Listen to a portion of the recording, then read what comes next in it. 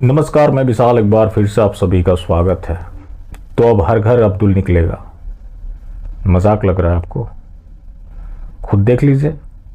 और उनके 2-3 बच्चे उनके बगल में खड़े। जो सज्जन हमारे साथ बैठे थे गाड़ियों में, हमारे काफिले में, उन्होंने कहा कि देखिए, यही मौलवी साहब ने आपको पढ़ाया था, मौलवी साहब का गांव है। मित्रों,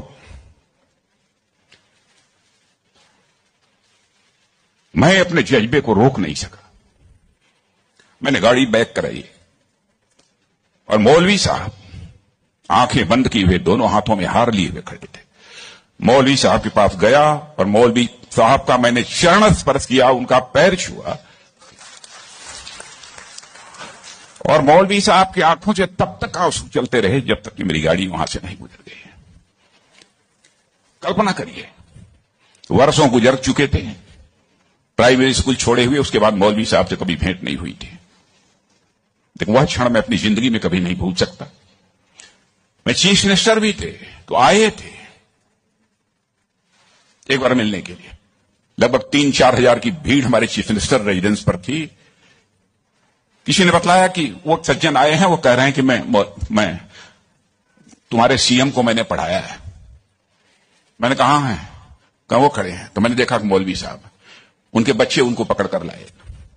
मौलवी साहब को मैंने बुलाया, बगल में चेयर पर बैठाया और उनका मैंने चरण स्पर्श किया। बच्चों, आपसे कहना चाहता हूं, बहुत लोग आजकल सो कॉल्ड प्रोग्रेसिव्स की मैं बात करना चाहता हूं। वह कहते हैं कि हमारी इस टीचर का वैल्यूज के प्रति जो कमिटमेंट होना चाहिए वह क्या है।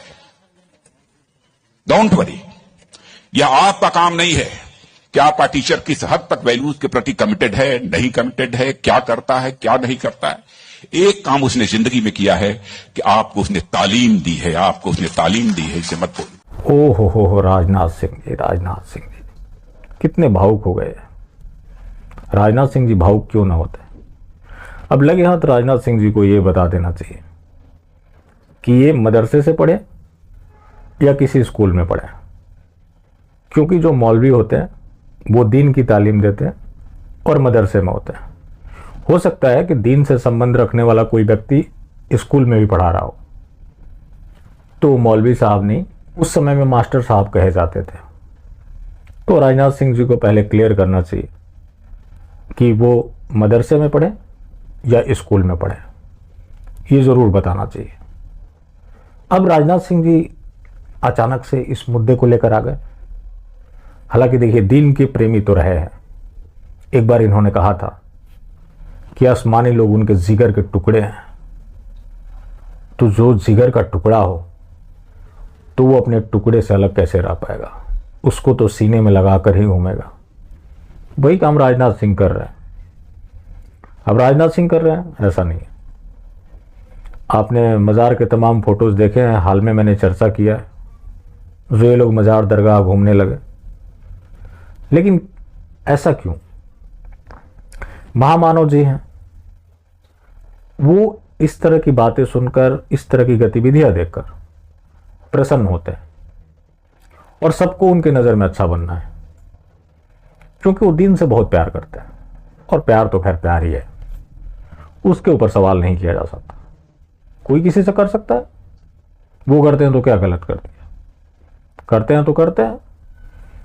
कभी कभी करते करते इस हद तक पहुंच जाते हैं कि खुद को औलिया बता देते हैं। मैं औलिया हूँ जी, मेरा कोई लेना देना नहीं। पहले फकीर, फिर औलिया, अब अवतार। खुद उन्होंने बोला है। अब उन्होंने बोला तो वो उनका हिंदुत्व है। मैंने बता दिया तो हिंदू एकता में दरार डालने वाली बात है।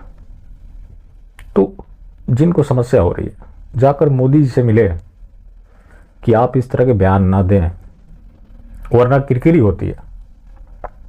तो वो बयान नहीं देते, या फिर राजनाथ सिंह बयान नहीं देते, तो इस तरह की बातें नहीं होती, तो मैं भी इसके बारे में बात नहीं कर रहा होता। अब ऐसा क्या है कि भाजपा के नेताओं के इतने रिश्ते निकलने लगे? नरेंद्र मोदी जी पहले बोल चुके हैं कि उनके घर पे अब्बास रहता था।